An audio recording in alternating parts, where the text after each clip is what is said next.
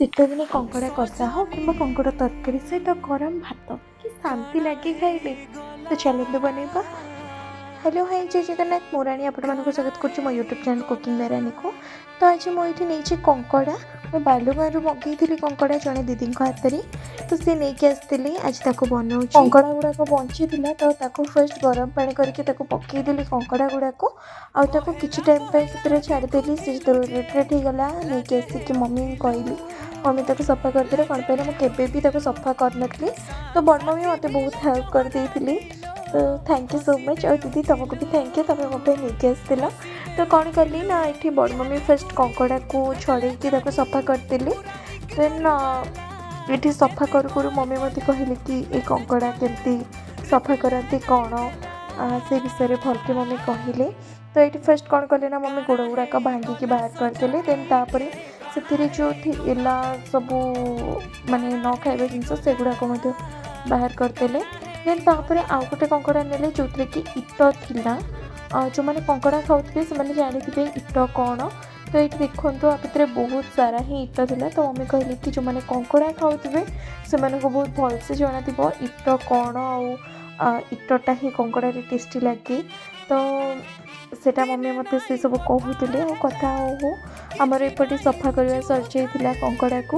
ଦେନ୍ ଏପଟେ ମମି କହିଲେ କି ତୁ ଯା ମସଲା କଷିଦେ। ତ ମୁଁ ଆସିକି କ'ଣ କଲି ନା ଗୋଟେ କଡ଼େଇ ନେଲି, ଆଉ କଡ଼େଇରେ ଦେଲି ସୋରିଷ ତେଲ। ଆକ୍ଚୁଆଲି ଆମିଷଟା ସୋରିଷ ତେଲରେ ହିଁ ଭଲ ଲାଗେ ନା, ତ ସେଥିପାଇଁ ସୋରିଷ ତେଲ ନେଲି। ଆଉ ସେଥି ଭିତରେ ମମି ମୋତେ କଙ୍କଡ଼ା ସଫା କରିକି ଦେଇଦେଲେ। ତ କଙ୍କଡ଼ାରେ ପକେଇଲି ଲୁଣ ହଳଦୀ, ଆଉ ତାକୁ ଟିକେ ଭଲକି ଗୋଲ୍ଡେନ୍ କରିକି ଫ୍ରାଏ କରିନେଲି।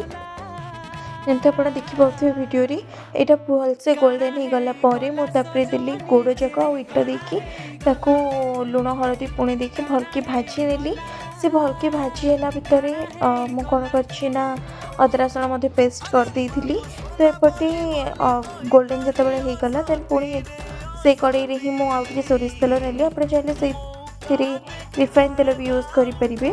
ଦେନ୍ ମୁଁ କ'ଣ କଲି ନା ସେଥିରେ ଦେଲି ଚିନି କ୍ୟାରାମେଲ୍ ହେଇଗଲା ପରେ କଞ୍ଚା ଲଙ୍କା, ଜିରା ଆଉ ତେଜପତ୍ର ଦେଇକି ଟିକେ ଫୁଟିବାକୁ ଛାଡ଼ିଦେଲି। ଦେନ୍ ସେଥିରେ ଦେଲି ପିଆଜ, ଦେନ୍ ତାକୁ ମଧ୍ୟ ପୁରା ଗୋଲ୍ଡେନ୍ କରିକି ଭାଜି ନେଲି। ଦେନ୍ ଟମାଟୋରେ ପକାଇଦେଲି। ଟମାଟୋ ପକାଇ ସାରିଲା ପରେ ସେଥିରେ ଲୁଣ, ହଳଦୀ ଗୁଣ୍ଡ, ଲଙ୍କା ଗୁଣ୍ଡ, ଜିରା ଗୁଣ୍ଡ, ଧନିଆ ଗୁଣ୍ଡ ଆଉ କସ୍ତୁରୀ ମେଥି ଦେଇକି ତାକୁ ଭଲକି କଷି ନେଲି। ତାପରେ କ'ଣ କଲି ନା ଅଦା ଆଉ ରସୁଣ ଦୁଇଟି ଯାକ ଅଲଗା ଅଲଗା ପେଷ୍ଟ କରିକି ରଖିଥିଲି।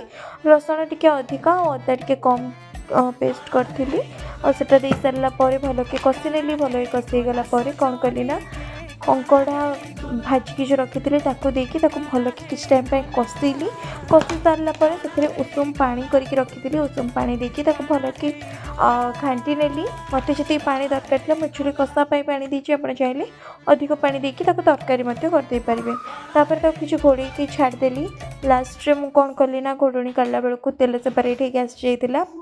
ତ ସେଥିରେ ଗରମ ମସଲା, କଞ୍ଚା ଲଙ୍କା ଆଉ ଧନିଆ ପତ୍ର ପକାଇକି କିଛି ଟାଇମ୍ ପୁଣି ତାକୁ ଭଲକି କଷିଲି। ଦେନ୍ ତାକୁ ସର୍ଭ କରିଦେଇଛି। ଡେଫିନେଟଲି ଏ ରେସିପିଟା ଆପଣ ଘରେ ବନାନ୍ତୁ, ସମସ୍ତଙ୍କୁ ବନେଇକି ଖୁଆନ୍ତୁ। ଆପଣଙ୍କ ଘରେ ସମସ୍ତଙ୍କୁ ବହୁତ ପସନ୍ଦ ଆସିବ। ଯଦି ଭିଡ଼ିଓଟି ଭଲ ଲାଗିଛି then please like, share and subscribe କରିବାକୁ ବିଲକୁଲ ଭୁଲିବେନି। ଦେଖା ହେବ ଆଉ ଗୋଟେ ଭିଡ଼ିଓରେ। ସେତିକି ପର୍ଯ୍ୟନ୍ତ ରହୁଛି। Bye bye, take care.